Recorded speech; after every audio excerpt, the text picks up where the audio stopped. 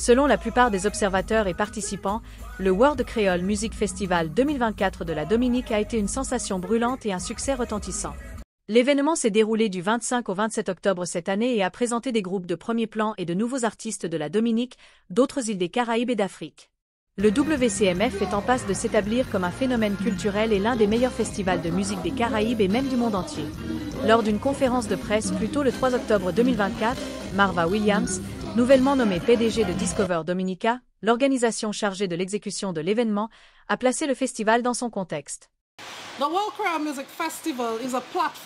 World Creole Music Festival est une plateforme d'échange culturel, un catalyseur de croissance économique et une vitrine des talents et de la créativité extraordinaire de notre peuple.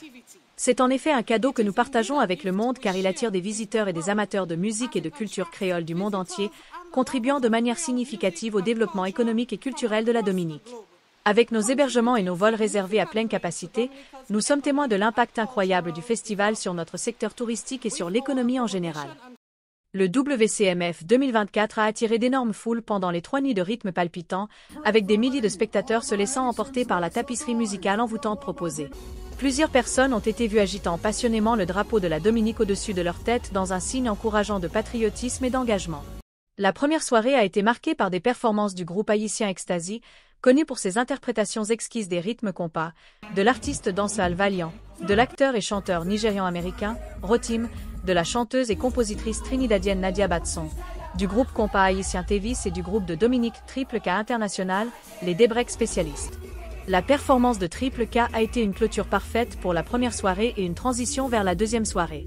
Les performances de samedi ont été celles des artistes Soka, Impa et Suban, de Sainte-Lucie, du légendaire Kassab de Guadeloupe, des artistes locaux, Ridge et Pudaz, du chanteur nigérian Wizkid, et de Damien et Stephen Marley, fils de la légende du reggae Bob Marley.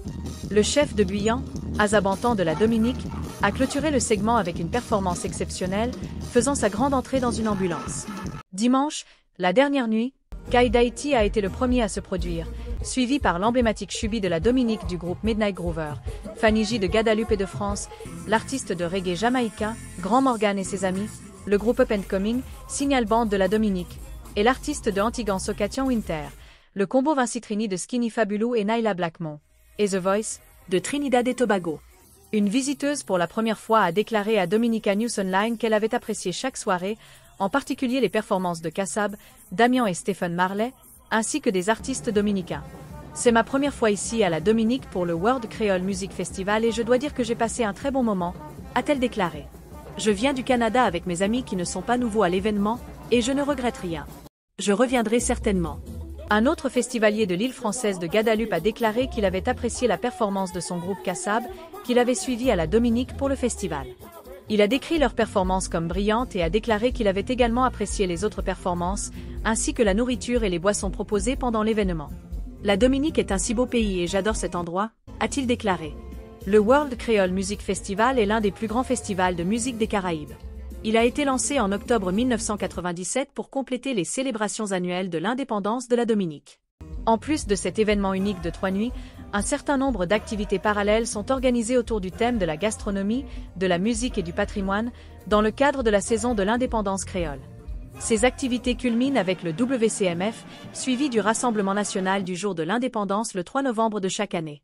Les événements parallèles de cette année comprenaient le festival Titiwi, qui présente le plus petit poisson du monde, Reggae on the Boardwalk, Flavor of the World, une exposition culinaire internationale, le Petit Village Créole, une nouvelle version de Créole in the Park, Wado Dominica, qui met l'accent sur la cuisine traditionnelle en plein air à Trois-Pierres, Flag Day, et Journée Créole.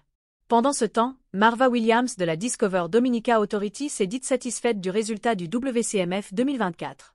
Selon la nouvelle patronne de la DDA, l'événement a enregistré une croissance significative et elle s'est dite satisfaite de la réponse des clients.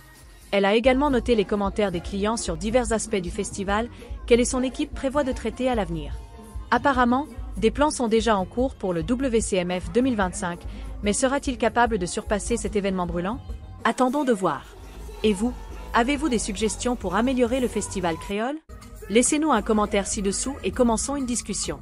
N'oubliez pas non plus d'aimer et de partager sa vidéo et de vous abonner à cette chaîne pour plus de contenu intéressant.